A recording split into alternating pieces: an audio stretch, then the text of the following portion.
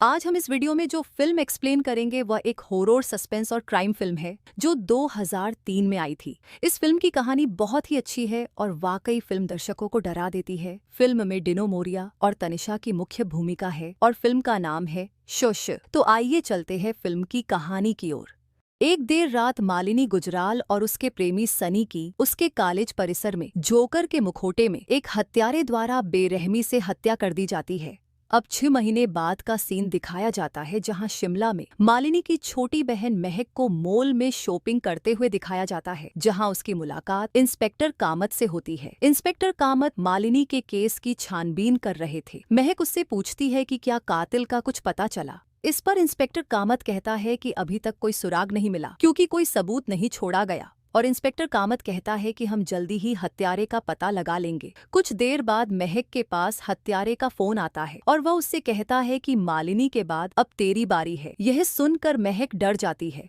अगले दिन कॉलेज में वह अपने दोस्तों रॉकी, गहना, रजत, रिया और निखिल के साथ घूमती है। तभी उसकी मुलाकात सूरज राय से होती है। वह दिल्ली से है और वह इस कॉलेज में नया है और यह सबको पता है कि रॉकी मन ही मन महक से प्यार करता है। एक दिन हत्यारा महक का पीछा करते हुए कॉलेज में आ जाता है और महक को मारने की कोशिश करता है, लेकिन उसके बदले हत्यारे द्वारा कॉलेज की टीचर श्रीमती राय का खून हो जाता है। अपराध स्थल पर खून से सने जूतों के निशान पाए जाते हैं और पुलिस का मानना है कि यह किसी सीरियल किलर का काम है। रॉकी मजाक करता है तो इंस्पेक्टर कामत को उस पर शक हो जाता है और वो सभी के जूतों के निशान उस खून से सने निशानों से मैच करते हैं। सूरज तब घबरा जाता है जब उसके जूतों के निशान उससे मैच करते हैं, लेकिन इंस्पेक्टर कामत कहता है कि पहले हम पोस्टमार्टम की रिपोर्ट का इंतजार करते हैं और पुलिस वहां से चली जाती है।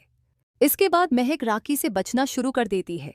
एक दिन महक कॉलेज लाइब्रेरी में सूरज से मिलती है और राखी के उसके साथ किए बर्ताव के लिए सूरज से माफी मांगती है। अगले सीन में जब महक घर आती है तो उसे अपने पापा की याद आती है जो बचपन में एक रोड एक्सीडेंट में मारे गए थे। तब उसकी माँ उसके पास आती है और उसे रोने से चुप कराती है। इसके बाद महक अपनी माँ से कहती है कि आप कहीं जा रही थी। इस पर उसकी माँ कहती है कि तुम्हारे टीचर की मौत के बाद तुम्हें अकेले छोड़ने का मन नहीं करता। इस पर महक अपनी माँ को जाने के लिए कहती है कि सिर्फ 3 घंटे की बात है। इसके बाद उसकी माँ वहाँ से चली जाती है। उसी रात हत्यारा महक को अकेली पाकर उसके कमरे में घुस जाता है और महक को मारने की कोशिश करता है, लेकिन महक उसका सामना करती है। हत्यारे के कपड़ों में आग लग जाती है तो वह खिड़की से कूदकर भाग जाता है। फिर महक चिल्लाते हुए बाहर निकलती है तो उसे सूरज मिलता है। सूरज के हाथ में ऑरेंज कलर की घड़ी देखकर उसे यकीन हो जाता है कि सूरज ही वह हत्यारा है, क्योंकि मास्क वाले हत्यारे के पास भी उसने ऑरेंज कलर की घड़ी देखी थी। इतने में ही इंस्पेक्टर कामत वहां आ जाता है। महक सूरज की तरफ इशारा करके कहती है कि हत्यारा सूरज ही है। तब सूरज कहता है कि मैं तो महक से मिलने आया था। इस पर इंस्पेक्टर कामत कहता है कि इतनी रात को तुम महक से मिलने क्यों आए थे। इतने में ही वहां पर महक की माँ आ जाती है और पुलिस सूरज को पकड़कर ले जाती है।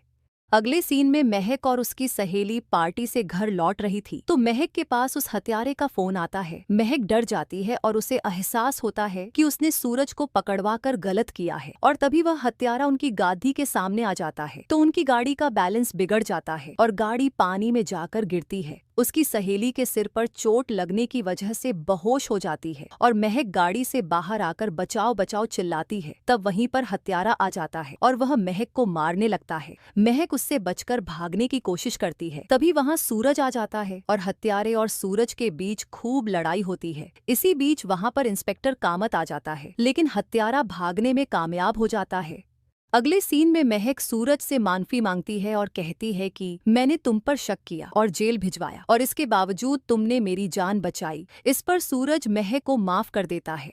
अब फिल्म में दिखाया जाता है कि महक को हत्यारा सपने में आकर डराने लगा था और महक डरी डरी सी रहने लगी थी। इसलिए उसके सभी दोस्तों ने मिलकर यह फैसला किया कि महक को लेकर हॉलीडे पर जाना चाहिए ताकि उसके दिल से उस हत्यारे की याद निकल सके और वो सभी मिलकर थाईलैंड के लिए निकल जाते हैं।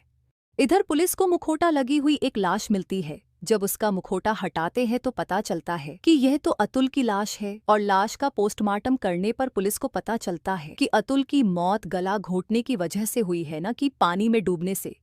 इन सभी बातों से पुलिस समझती है कि असली हत्यारा अब भी जिंदा है। यह खबर देने के लिए इंस्पेक्टर कामत और उसका साथी महक की मां को बताने के लिए उसके घर आते हैं, लेकिन उनके पहुंचने से पहले ही हत्यारा महक की मां को मार डालता है। यह खबर देने के लिए पुलिस महक का पीछा करते हुए थाईलैंड पहुंच जाती है और उनको ढूंढने लगती है, लेकिन वो उनको किसी भी होटल में नहीं मिलते, क्योंकि वो सभी दोस्त सिटी से दूर एक आइलैंड पर चले जाते हैं और सभी वहां पर खूब मस्ती करते हैं। और फिर वहां पर रजत और गहना का खून हो जाता है। इससे सभी डर जाते हैं कि हत्यारा यहीं पर मौजूद है, और महक को रॉकी पर शक होने लगता है कि इन सभी हत्याओं के पीछे रॉकी का हाथ है। आखिरी में सूरज, रॉकी और महक बचे थे। इसी बीच वहां पर पुलिस इंस्पेक्टर कामत और उसका साथी आ जाते हैं। महक को इंस्पेक्टर कामत से पता चलता है कि उसकी मां का भी खून हो चुका है। उस रात हत्यारा इंस्पेक्टर कामत और उसके साथी की भी हत्या कर देता है।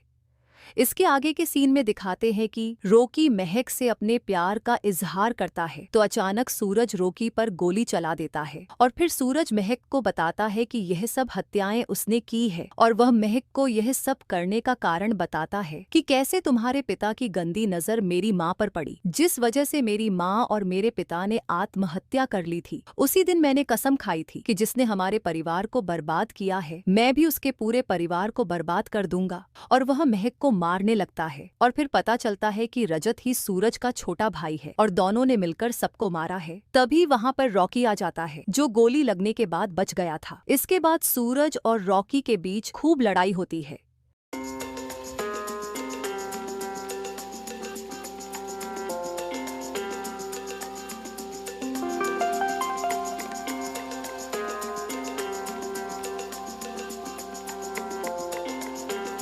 और फिर रॉकी के हाथों सूरज मारा जाता है।